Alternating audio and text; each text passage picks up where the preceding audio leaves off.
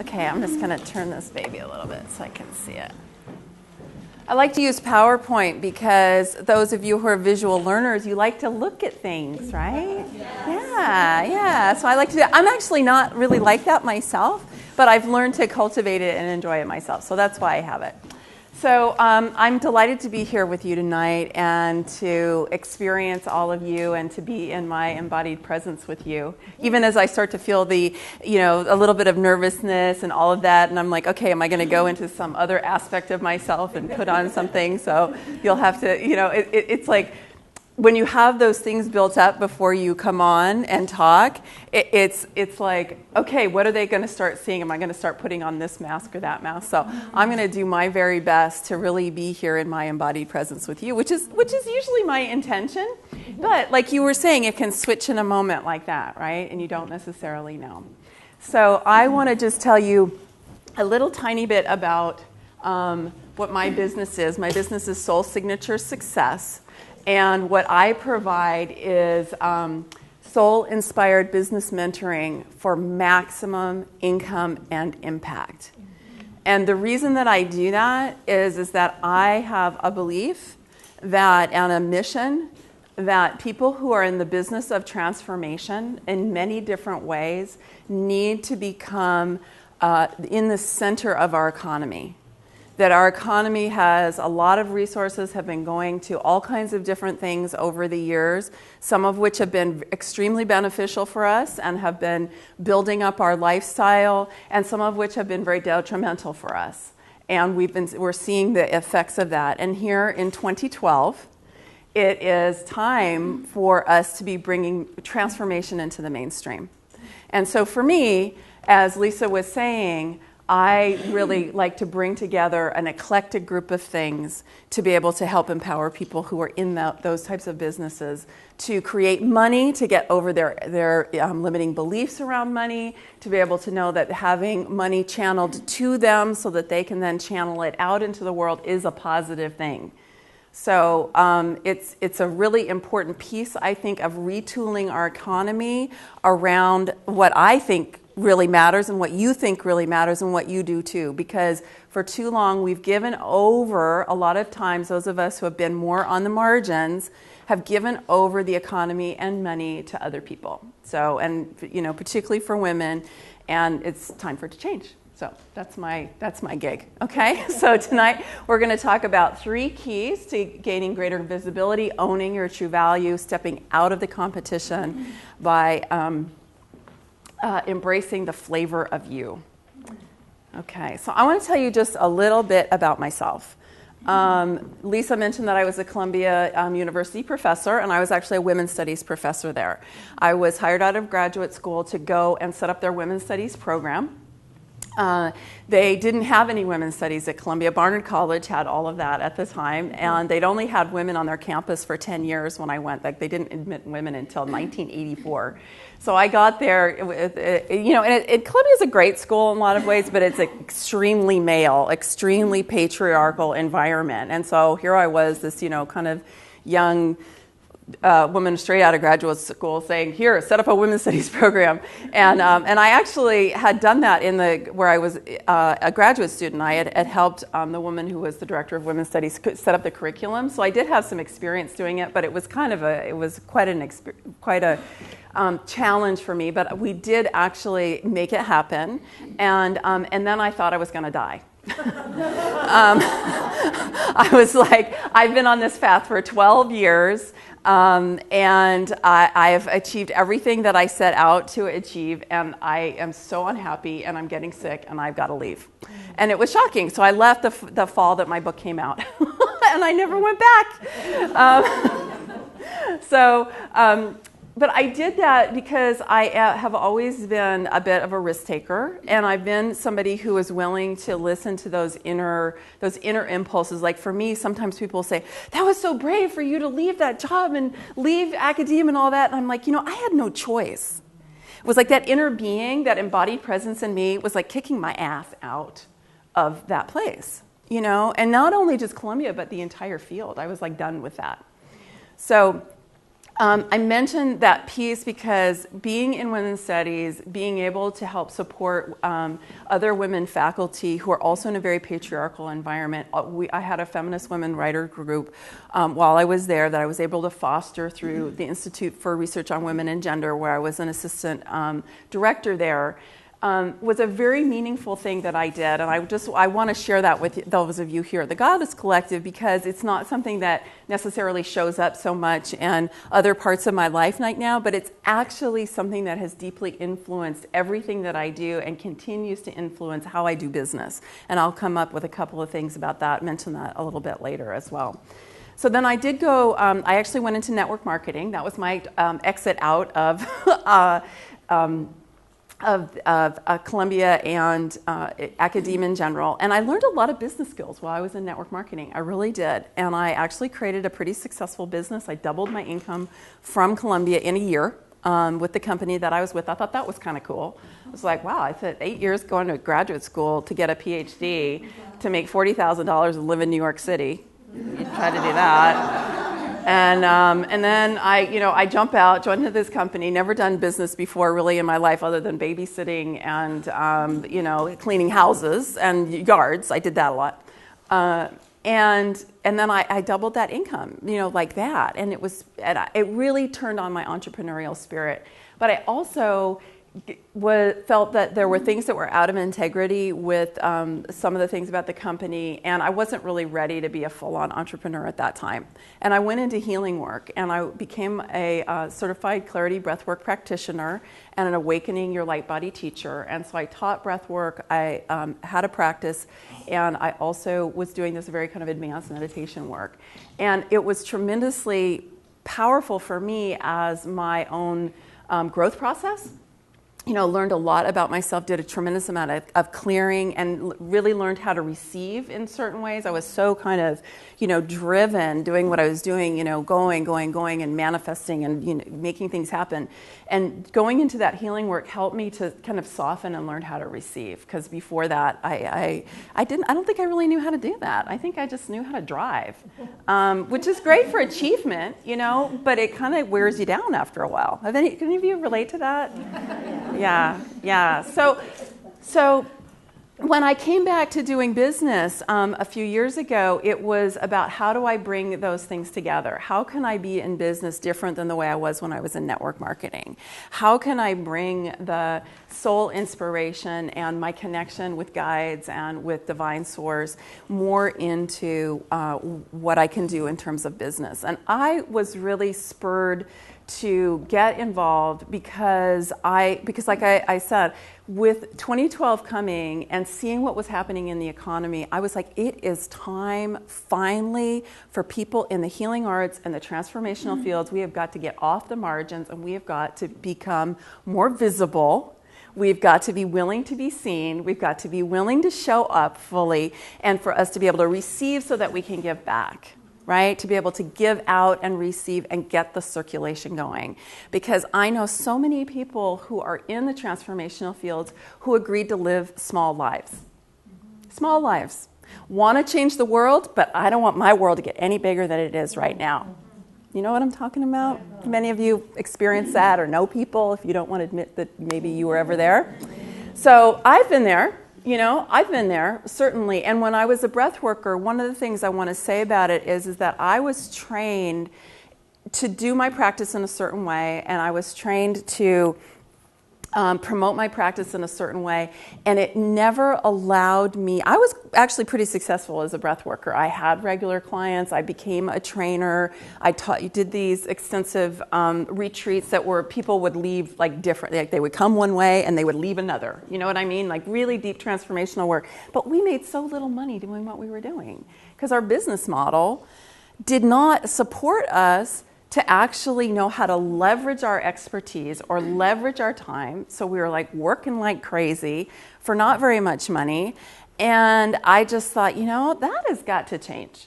So that was another piece that led in. I kept trying to change our training program to have it be more actually business oriented, like really teach people about money and pieces about business and marketing and how to actually have a sales conversation and feel good about it,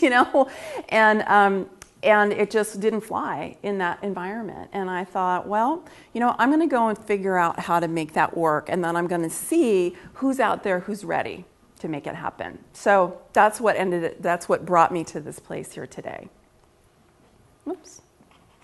Okay. So I'm going to ask you, are you tired of being the best kept secret? Yes.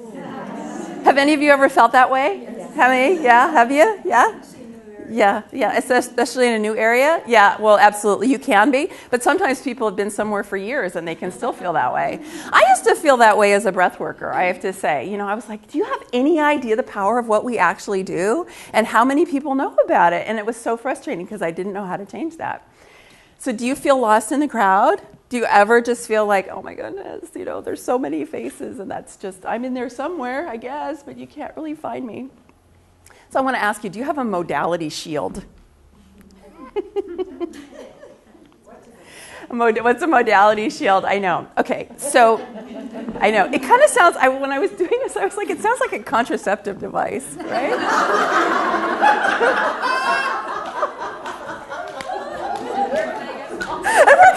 Do I need one, right? Should I have one? Is it a good thing or not such a good thing, right? So... Side effects, yeah, exactly. So some of the side effects of a modality shield are, so this is when somebody asks you what you do, right? You say, hi, I'm a breath worker, right? Or I'm a body worker, or even I'm an accountant, or I'm a lawyer, or I'm a coach, or I'm a whatever your modality is, right? I'm a massage therapist, I'm a fitness trainer, I'm a teacher, right? It's kind of one of those aspects that we learn, like this is this thing that I am, okay? It's not what you are. That is not what you are. That is something you practice. It's something you offer. It's part of your toolkit. But it's not what you are. Do you know what I'm saying? But this is so incredibly common. I mean, how many of you, be honest, how many of you do that, right? What you do when somebody asks you what you do, what you say is, I'm this, right? I do this. And the thing that I want to say is, it's not your fault. It's not, right? I mean, this is the way I know when I got my training as a breath worker, that's what I was trained to do, right? I didn't get any business training that taught me to do it any differently. So I want to say it's not your fault that you do that. But the thing is if you want to stand out from the crowd, right? It's not going to help because all that anybody's going to do is going to compare you to somebody else, right? Okay, so you are a body worker, and then this person's a body worker, and this person's a body worker, and this person's a body worker. And you know what? You're probably all really different. You have really different skills that you bring. You have really different energy that you bring, but you're presenting yourselves as being the same. But it is your responsibility to change it. Right? It's not your fault that you didn't get the training you needed, but it is your responsibility if you want to have a successful business. Okay? So what I want to do today is give you some tools that you can use, some insights and some tools that I hope will help just begin to shift your thinking, because obviously this is a big topic, right? If I'm not going to go do that, what am I going to do, right? But it's time to quit being invisible and to get recognized now. So key number one, and I think this is so great. Jessica started off us tonight really perfectly talking to us about shame, right? And giving us the visceral experience that so many people have about visibility, right? And she gave the example here of being in a networking event and not wanting to be visible, right? Like you just wanted to kind of hide under a chair, basically, right? Yeah. So that is really common, okay? I have a colleague in a mastermind that I'm in who tells this funny story about, she said the very first networking meeting I ever went to, I was so nervous, I went in the bathroom and then I left, right? She bolted. She didn't, you at least stayed. I was thinking about her. I was like, you at least stayed. You might have been shrinking in your seat, but you stayed, right? Sometimes people don't even stay. Okay? So it's really important to clear the blocks that you have to visibility. Right? Because my experience is that many people long for visibility, they long for recognition, and they're also terrified of it at the same time. Can any of you relate to that? Yeah, yeah. And I think the sources of that, it's important to know that in early life, a lot of people were ridiculed, particularly girls, I think, for being like rambunctious or being really expressive, being really physically active. That was like not okay in a lot of families, right? Did any of you experience that? Yeah, yeah. So I think that that's definitely the case. I think it's also the case if you're particularly creative or intuitive or right-brained, that you may not have really kind of fit in with the way that your school was telling you that you should be. And so you're like, here you are, you're like being given math and being told to read and write, and you're like wanting to be out in the garden with the fairies, and talking to the trees. You're like, I'm 6 years old. What do you mean I gotta learn, like, I gotta sit at a desk for hours at a time and, right? It's not necessarily what you want to do. So when you're made wrong or bad because that's not what you want to do, and you're like told, don't stare out the window, pay attention. Right? That's an imprint that a lot of people have. So what do? Okay, I'm here, but you know what? I'm not going to be visible. Right? And then the shame comes in. Right? So there are reasons for this, and there are also historical reasons, which is, quite frankly, there have been many times, and there continue to be times, particularly outside of this country, I think, where being visible, speaking up, going against the tide of whatever the authorities were at the time has been a dangerous proposition. Okay? The history of humanity is pretty darn violent and coercive. That's a reality. And if you're a woman who's a healer, who comes from a European tradition, you probably have lots of resonance of that persecution in the cells of your body. Mm-hmm. Yeah? Yeah. Yeah. That's true. And it doesn't have to control you. It doesn't have to be your destiny to be living out of that place of fear and persecution. Okay? So I want to just say that we need to clear this energy. And the power of 2012 is that this is the lifetime, the promise of this lifetime that I have received in the guidance that I've been getting, is that this is the lifetime in which all of that can be healed. It's one of the reasons it's so intense, right? Is that so much keeps coming up. You keep thinking, I thought I cleared that part. Didn't I? That was like last month, right? Or last year. What is it doing here again? Well, there's layers, right? There's layers. So we're really being called to do that. So when you're afraid of visibility, one of the things that you do is you put a bushel on your head. Do you know what I'm talking about? No. No. But probably Jessica had a bushel on her head the night that she was here. Do you know what I mean? It's like, no one is going to see me. I am here, but there is a force field around me that does not let my light out. It does not let my light out because there's a desire to protect, right? If we feel that it's dangerous, then there's a desire to protect. Make sense? Right? It makes sense. The thing I want to say is that, as a breath worker, we did a lot. I mean, I cleared a tremendous amount. I would not be able to do the kinds of things that I'm doing today if I hadn't done all of that work, all of that clearing work with breath work. I just wouldn't. Even though I was teaching at Columbia, I was so in my left brain and so in my masculine, even though I was in women's studies. I'm a really completely different person, and the way I do things is totally different now than it was then. I was very kind of, all up here. And now I'm not. And that has to be part of, because you know what? That intellectual thing, that's a different kind of bushel. Do you know what I mean? It's not your embodied essence isn't coming out. So that was my bushel. But what I want to say is it's possible to create protections for yourself that enable you to feel safe as you step forward more into your visibility. So I want to give you a couple of tips about what you can do if you notice, and I will say that virtually everyone I know has some version of these fears about visibility. Even people I know who speak on stages of hundreds of people, on a regular basis. This is not something only about the shrinking wallflower. Most people have versions of this, okay? So it's a lot of energy to be receiving a group like this, having all of their eyes on you, right? It is, right? And so it stirs stuff up for pretty much everyone. So one of the things, there's a couple things that I want to share with you. So one is to breathe. The power of the breath is unparalleled in general. I mean, obviously, you can't live without breath, right? But just the ability to ground yourself, feel the earth, have a cord, just even feel the support of the earth and breathe into that can really, really help when that energy comes up. Another is fear is excitement without breath. Have you ever heard that before?